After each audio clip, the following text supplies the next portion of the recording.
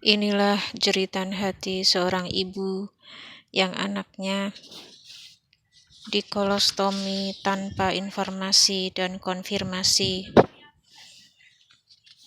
oleh dokter di sebuah rumah sakit milik pemerintah Republik Indonesia melalui Kementerian Kesehatan Republik Indonesia. Peristiwa ini sebetulnya sudah 2 tahun yang lalu, yaitu pada 6 Maret 2023, sudah 27 bulan yang lalu. Namun kami sudah menempuh jalur hukum, yaitu melalui Kepolisian Republik Indonesia. Jadi kami memilih untuk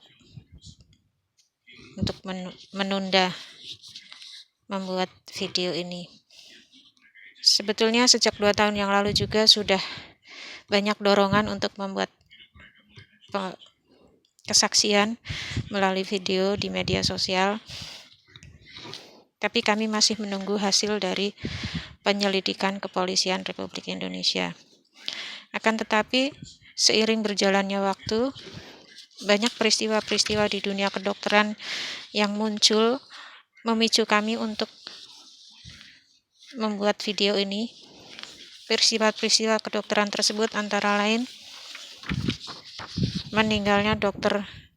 Aulia Risma karena diduga merasa tertekan oleh senior-seniornya.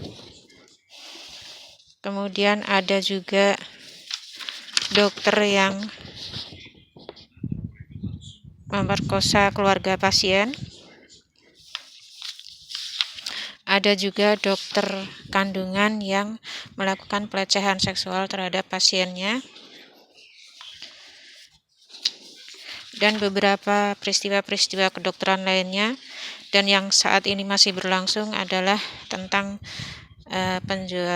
jual beli organ tubuh, terutama di Kamboja yang masih dalam penanganan yang berwenang. Video ini kami tujukan kepada pemerintah Republik Indonesia sebagai pemilik dari rumah sakit tersebut. Yang kedua, masyarakat pengguna jasa layanan kesehatan di dalam negeri. Yang ketiga, para nakes. Yang keempat, Kepolisian Republik Indonesia.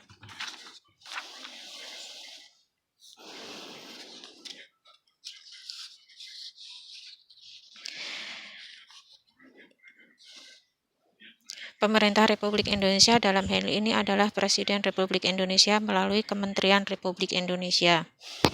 Bapak Presiden yang kami hormati, Menteri Kesehatan yang kami hormati, dan para tenaga kesehatan yang kami hormati. Menurut resume medik yang keluar setelah selesai perawatan, anak kami mengalami tidak bisa BAB 4 hari dengan tindakan kedokteran temporary colostomy.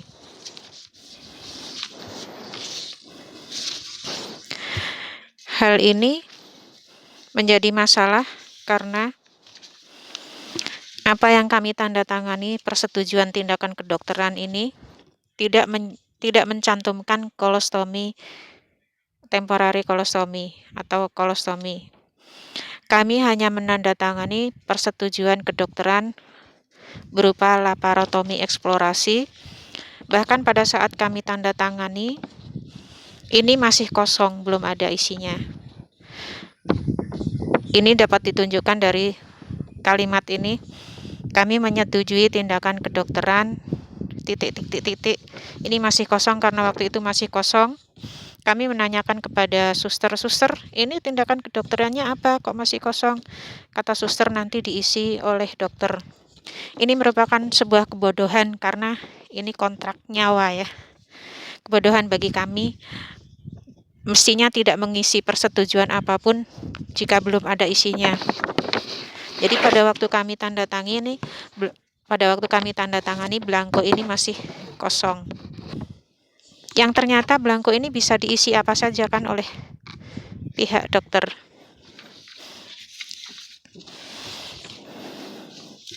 Kami baru mengetahui anak kami di kolostomi setelah kembali ke rawat inap. Ini hari pertama kembali ke rawat inap setelah dioperasi. Saya bingung dan terpukul. Kok operasi sebesar ini, kami seserius ini, kami tidak diberi konfirmasi atau diberitahu sebelumnya. Padahal ini sudah melalui CT scan, sudah melalui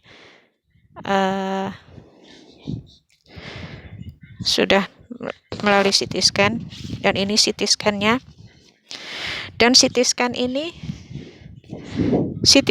tidak menyebutkan adanya gangguan di bagian yang di kolostomi.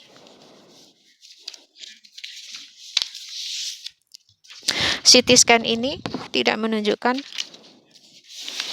adanya gangguan yang di kolostomi, hanya menunjukkan ada memang puntiran tapi di bagian transversum, bukan di bagian sigmoid, di mana dilakukan pemotongan usus dan pembuatan lubang pengeluaran tinja.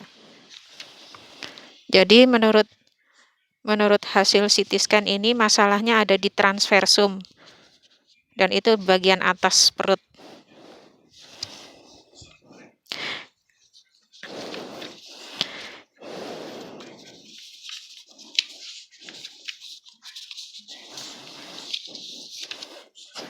Kami merasa ini janggal. Operasi seserius ini kok tidak ada pemberitahuannya kepada kami. Pada waktu menjelaskan ini pun, dokter tidak menjelaskan adanya gangguan di sigmoid. Dokter hanya mengatakan ada yang meluntir, tapi tidak mengatakan tepatnya di mana. Ya, kami percaya saja atas profesionalisme dokter.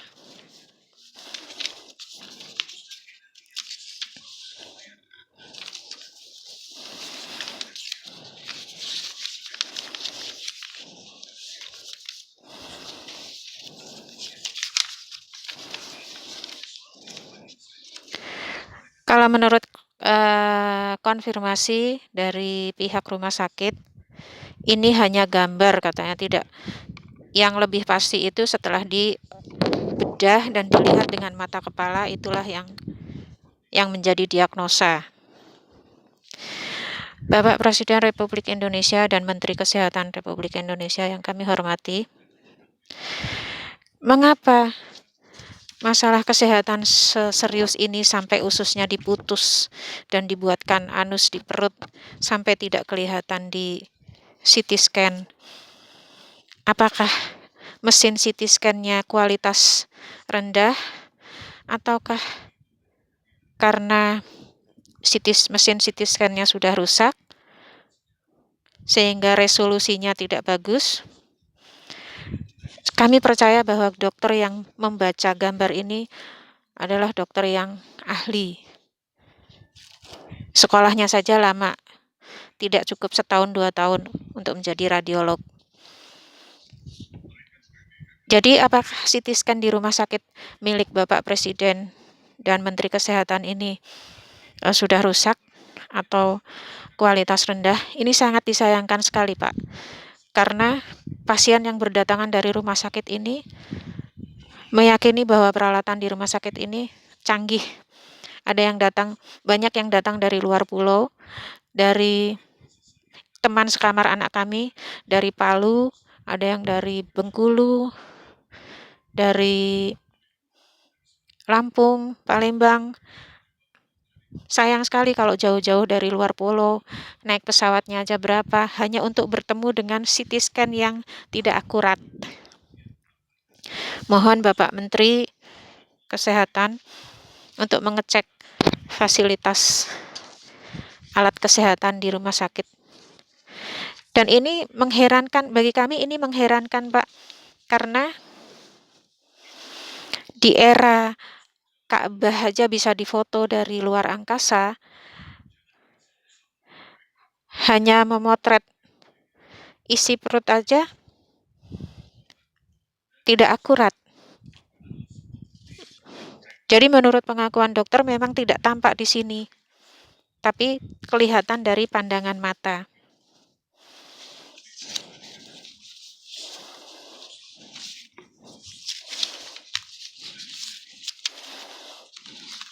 Karena kami merasa janggal, ini jadi anak kami mengalami 2 operasi, yang pertama laparotomi eksplorasi, yang kedua kolostomi. Operasi laparotomi eksplorasi ini tarifnya sekitar 20 juta sampai dengan 60 juta, sementara kolostomi $20.000 sampai dengan $60.000. Ini 15 kali lipat, Pak. Mengapa operasi yang berbiaya mahal ini, yang lebih mahal ini, tidak dicantumkan di persetujuan, di surat persetujuan yang kami tanda tangani? Ini kami anggap janggal, sehingga kami melaporkan ke pihak kepolisian resor setempat.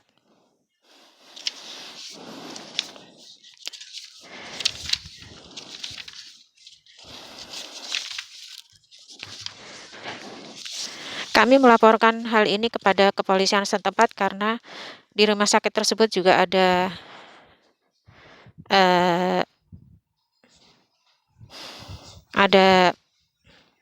ini seperti ini, penjelasan seperti ini, bahwa ini di poin 17 adalah hak dan kewajiban pasien dan keluarga pasien. Poin 17, keluarga pasien dan pasien berhak menggugat atau menuntut rumah sakit apabila diduga memberikan pelayanan yang tidak sesuai dengan standar, baik secara perdata maupun pidana. Jadi kami merasa ini tidak sesuai standar, Pak, karena mestinya kami mendapat konfirmasi dulu bahwa anak kami tidak hanya di laparotomi eksplorasi, tapi juga di kolostomi, tapi tidak ada pemberitahuan. Padahal saya menunggu di ruang operasi sampai operasi selesai, sampai lampunya padam.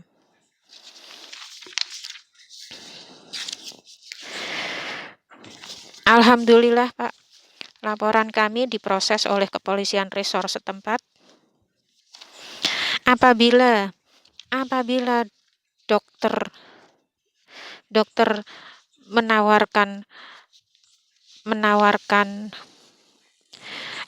kolostomi ini terlebih dahulu, kami akan menolaknya, Pak. Karena pertimbangan yang pertama adalah pertimbangan ekonomi. Anak kami ini, Pak, masih menjadi guru honorer dengan pendapatan di bawah UMR, yaitu 2,5 juta sampai dengan 4,5 juta rupiah. Sementara biaya untuk membeli kantong, membeli plester dan sebagainya, setelah kami hitung-hitung 3,5 juta, Pak. Dan ini artinya rungkat, Pak.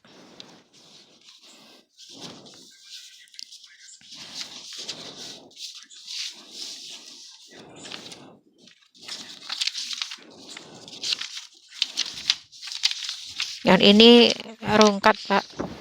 Apalagi anak kami masih menempuh pendidikan S2, di mana dia membiayai kuliahnya tersebut dengan honornya. Sehingga kalau harus membiayai kantong ini tidak ada lagi untuk biaya kuliahnya. Akhirnya kuliahnya ini terhenti, Pak, hanya 1 semester.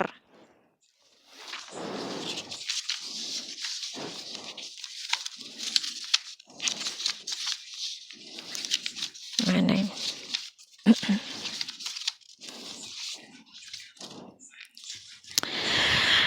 Kami berterima kasih kepada Kepolisian Republik Indonesia yang telah memproses surat kami dan telah melakukan penyidikan pertama, yaitu pada 8 Desember 2023. Dengan surat ini telah mengundang dokter yang mengoperasi. Jawaban dokter katanya ada infeksi.